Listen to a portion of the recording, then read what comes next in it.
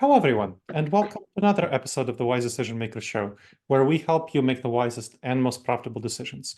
My name is Dr. Gleb Tsipursky. I'm the CEO of Disaster Avoidance Experts, the future work consultancy that sponsors the Wise Decision Maker Show.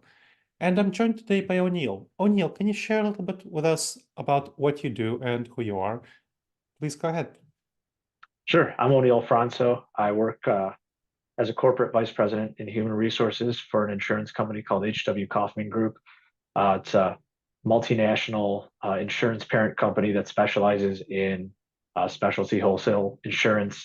Lots of different brands under our wing and lots of different employees scattered throughout many countries across the world. And with that many employees across the world, you must have a lot of interesting approaches to hybrid work, remote work. Can you please tell us a little bit more about that? Yeah. So we believe in a handshake culture, meaning face-to-face interactions with our clients. So before the pandemic, we did not have a lot of practice with remote work. Of course, collaborating across continents required some of the same methods and skill sets. However, we were not practicing too much of a hybrid work environment, prior to COVID-19, and of course, COVID-19 affected us like it did so many other companies where we had to embrace it. We had to make it work. We found success in navigating a hybrid schedule.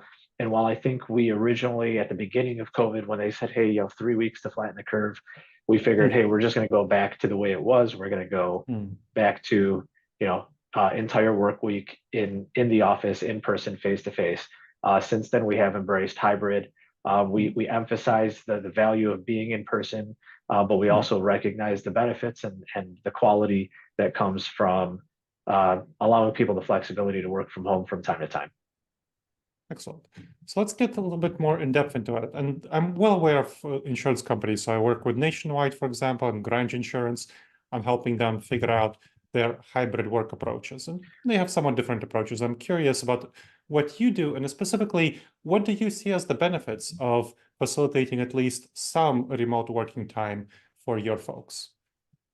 Yeah, so the benefits of remote work are too many to count, too many to note on such a quick call. But it starts with being able to get the talent regardless of location. And so sometimes we have a need in a major metropolitan area, but the talent isn't necessarily residing there.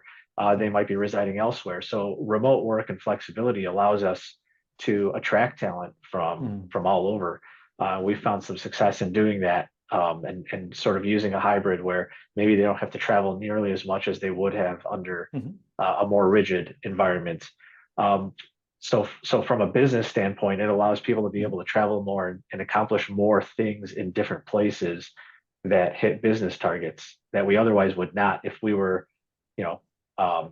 chained to our physical desks in a physical office.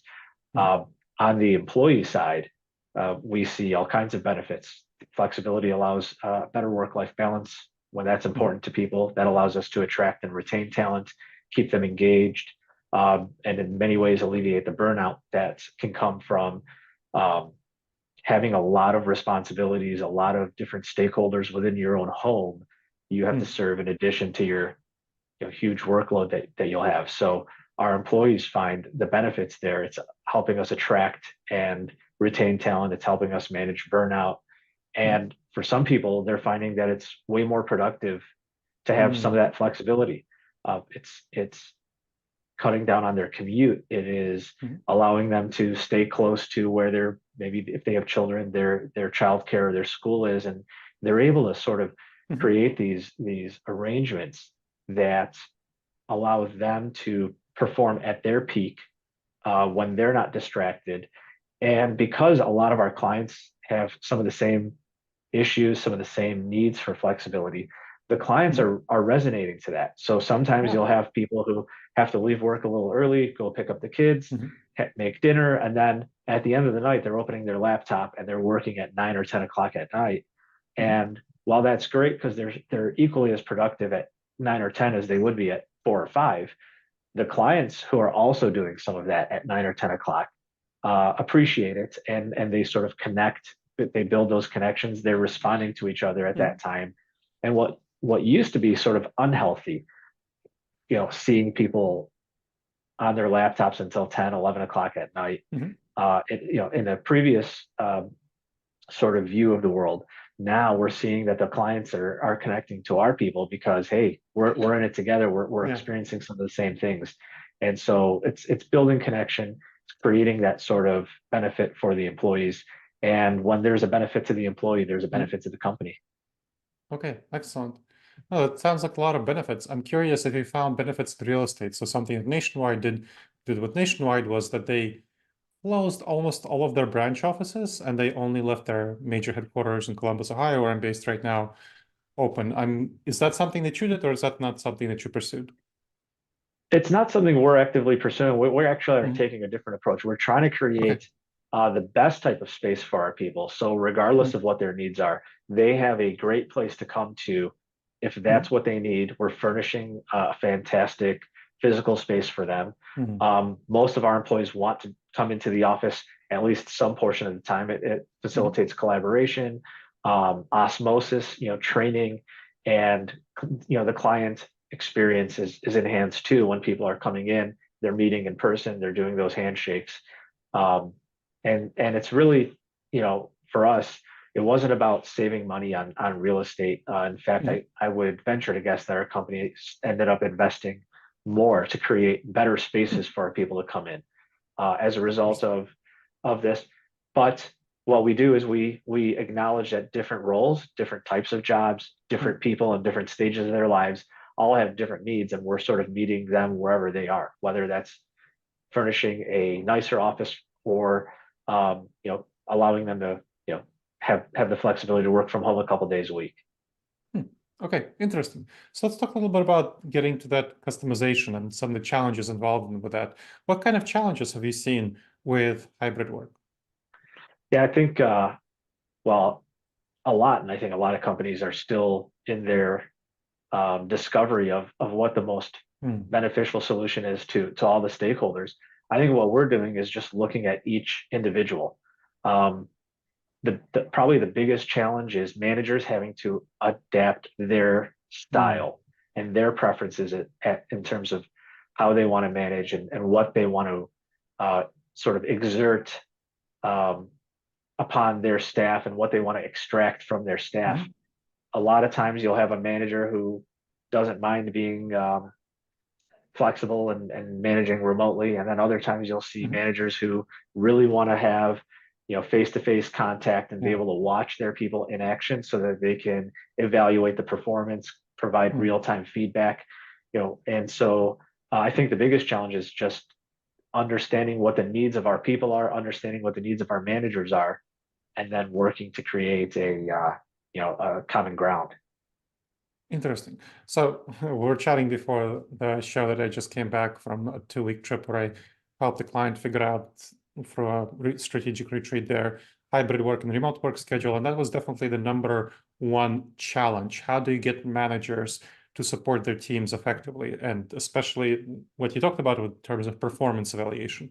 So what I do with companies who have a performance evaluation concern, and it's definitely a concern that large majority of companies have, is to transition away from just having that once annual performance evaluation to having regular strategic weekly or bi-weekly performance evaluation check-ins, where a manager, they still have that once annual performance evaluation, but now they also do a small scale performance evaluation once a week or once every 2 weeks, depending on the role and the seniority of the person.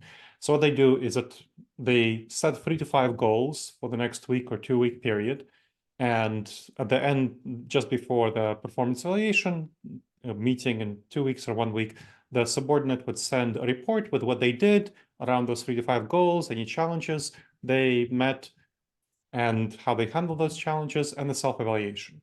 And then at the meeting itself, the manager would talk to the employee about the goals, coach them on problem solving the issues better, affirm or revise their performance evaluation, and they would together set 3 to 5 goals for the next week or 2-week period. And we find that that's really helpful for building a relationship, better relationship between the employee and the manager, and the employee knowing always where they stand, what they need to work on to improve themselves. It's much more helpful for them than just a once annual performance evaluation. And it helps managers be much more confident that their employees are actually performing and doing what they told them to do. So it's just kind of a one tactic to solve the kind of issue that you're talking about. I'm curious what you found to be effective ways of solving the issue of managers not knowing of how to evaluate their employees effectively when their employees are working remotely. Well, you could hopefully see on my face, I was nodding along. That's Mm. probably one of the most effective tactics that we found too.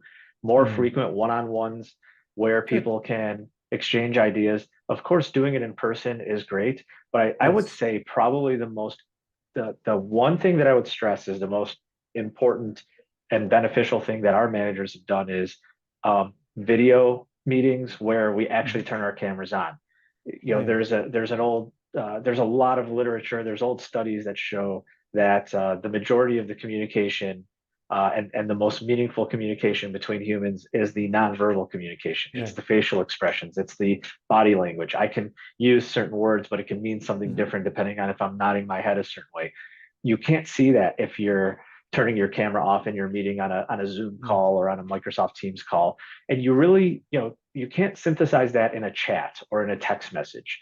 You can't get the paraverbal, you can't get the tone of voice or whatever, and that often leads to a lot of miscommunication. It So does. we stress that meeting one-on-one and meeting frequently, to your point, does allow for uh, important exchange of information, Mhm. frequent feedback, the questions and education of especially less experienced staff being able to Mhm. be exposed to their manager and grasp those complicated things, and then just turning on your camera and having teams Absolutely. meetings where you can actually read people's facial expressions, read their body Mhm. language.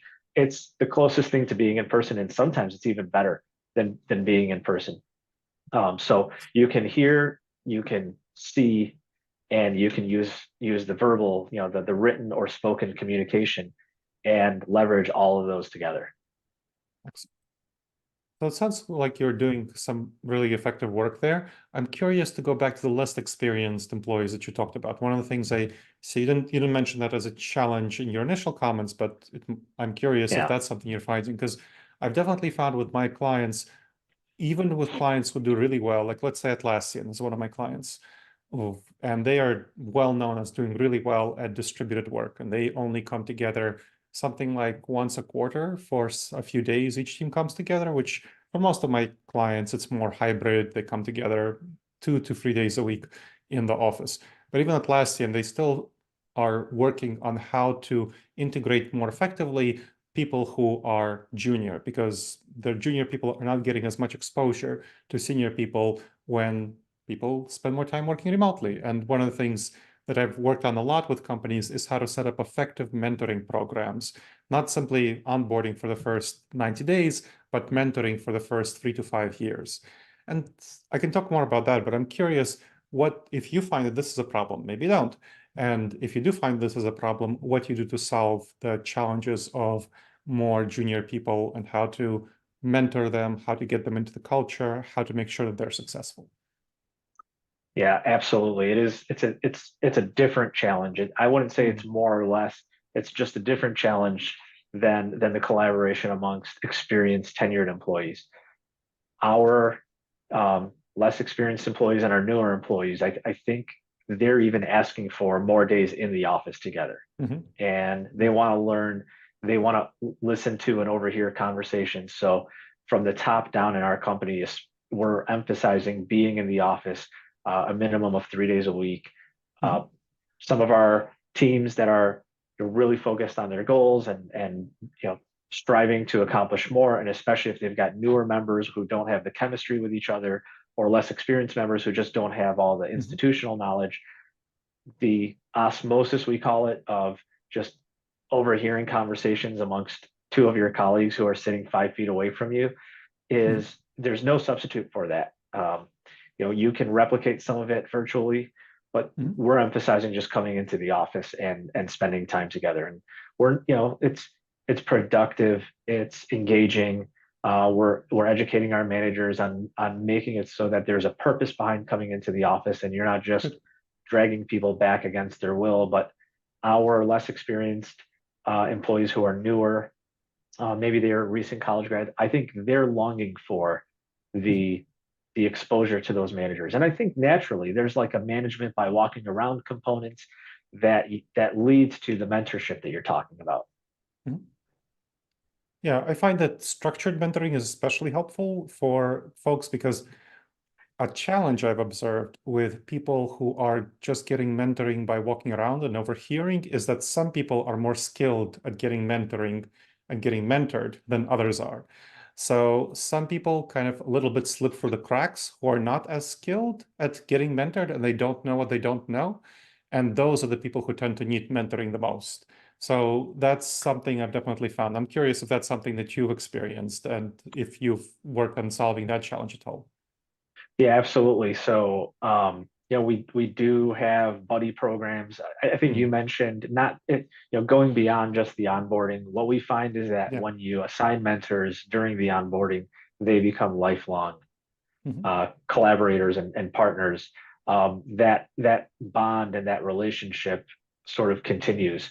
We we employ and deploy a few different tactics. One of the things we do is the managers themselves are trained on understanding what type of mentorship is Mm, needed, and sort of chasing down, hey, either I'm going to mentor these folks or I'm going to mhm, nominate someone on the team to do it yeah, for me. And honestly, we've not had to do too formal of mhm, a program. I think just in our industry and the type of talent profile we're hiring and the type of yeah, managers we have, they naturally mhm, sort of gravitate towards mm, doing that. So it's not something where we have to nudge our managers or chase them down to do it. They're proactively doing it, and they're reporting those mhm. actions and results to us here at corporate headquarters. And so we're sort of amazed at just the type of leaders we have in the company. Excellent. Well, it sounds like you're addressing that issue well. Well, as we finish up our conversation, what do you see as the future of flexible work at your company? I think it's more of the same. It's looking Mm, at the business conditions, looking at what are our objectives, who are our clients, who are all the stakeholders involved, and then creating a schedule that matches and fits mhm. all of the above. And unfortunately, it means that there isn't a one size fits all. It's not a Sure. simple solution. There's no one policy that we as HR leaders can write and deploy that will sort of take care of everyone. This requires active management. It Mhm, requires work. It requires research, and it requires trial and error, and the flexibility of our employees to adapt to the changing business needs. If you take on a new client who prefers more in-person meetings, sure. you have to make a change and you have to make those Mhm, adjustments in order to serve. So we see this as fluid, and we know that it requires a lot of work. It requires mhm, commitment. It requires grit, definitely. and that's the talent profile that we're looking for at our company. So we're hiring these folks knowing that they're already committed and they're already aligned with that sort of thinking. Excellent. Well, thank you very much, O'Neil. I really appreciate you sharing your expertise. That was very helpful. You're welcome. It was a pleasure. And thank you to the audience for checking out another episode of the Wise Decision Maker Show. Please make sure to subscribe wherever you checked out the show and leave a review. It helps others discover the show and it helps us improve the show.